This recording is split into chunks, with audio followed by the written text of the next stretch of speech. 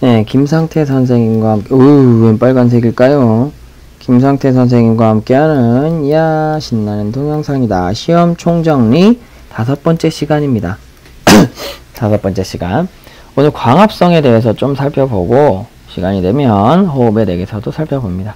크게 3가지 실험을 통해서 볼 거예요. 첫 번째, 광합성이 일어나는 장소.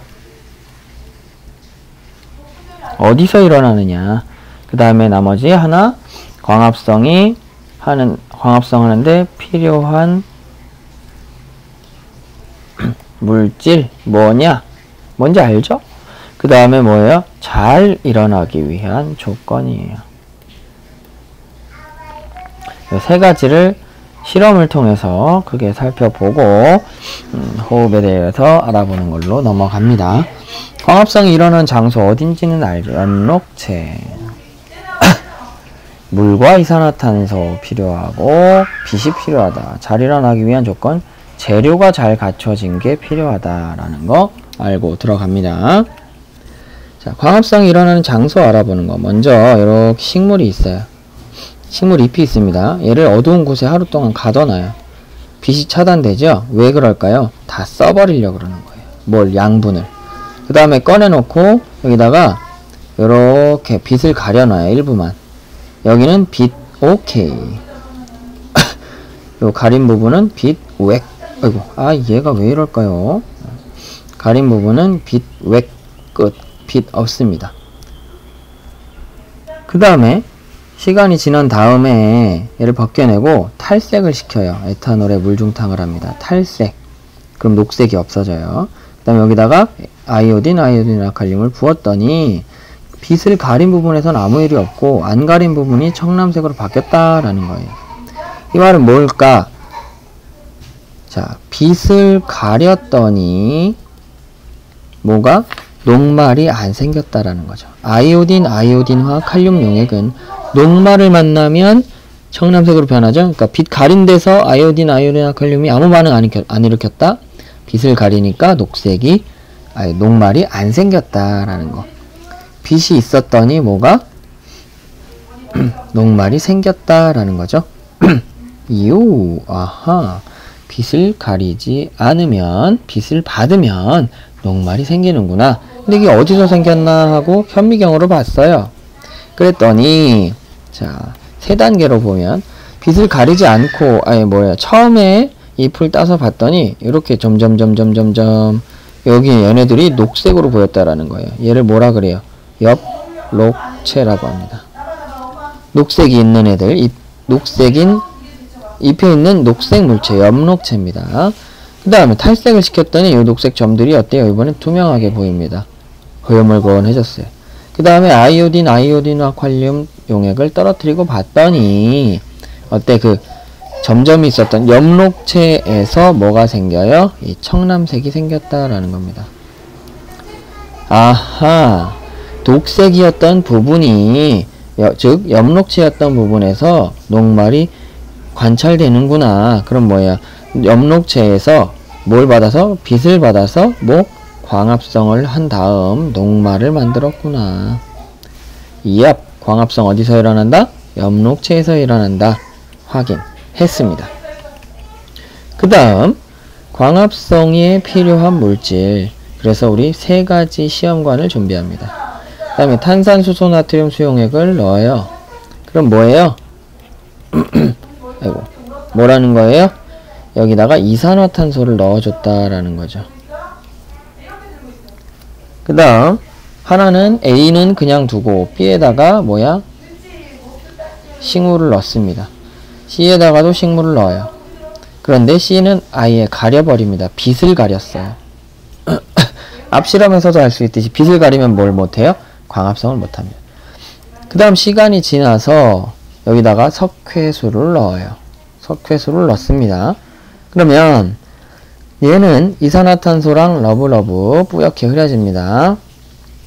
그러니까 A는 어떤 일이 생겨요? 석회수가 뿌옇게 흐려집니다. 왜? 이산화탄소가 가득하니까. 그 다음 C에서도 석회수가 뿌옇게 흐려져. 문제는 B입니다.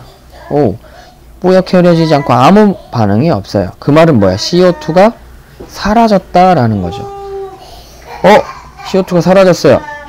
이 B에다가 빛을 비췄죠. 식물이 있었죠. 그럼 뭘 했다? 광합성을 했다. 광합성을 했더니 뭐가 사라졌다? CO2가 사라졌다. 광합성에 뭐가 필요하다?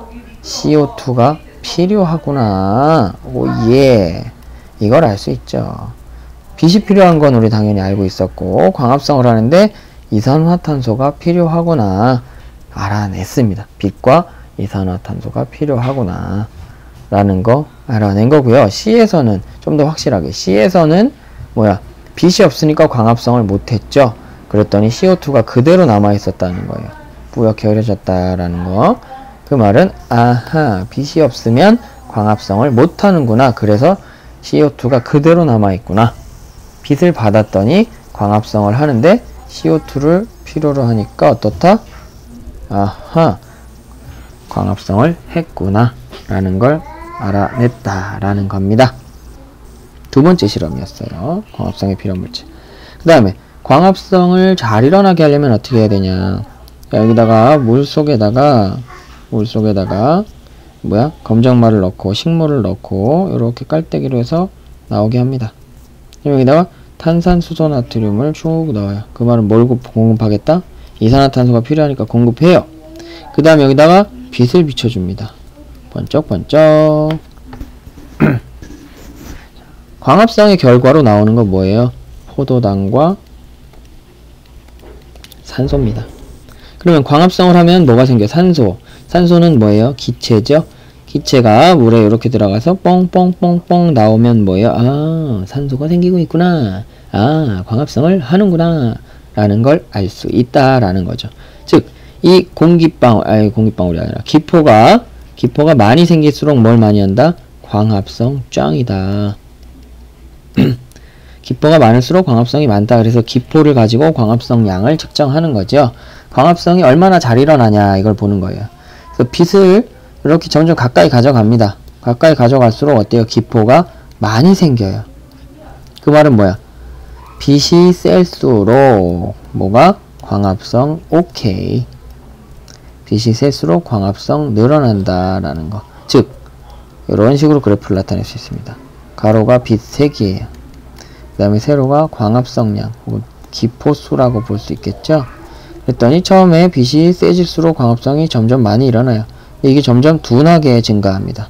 그러다가 어느 순간부터 일정해집니다. 아, 빛이 아무리 많아도 자기 할 수 있는 만큼만 하고 그 다음부터는 빛을 다 쓰는 건 아니구나.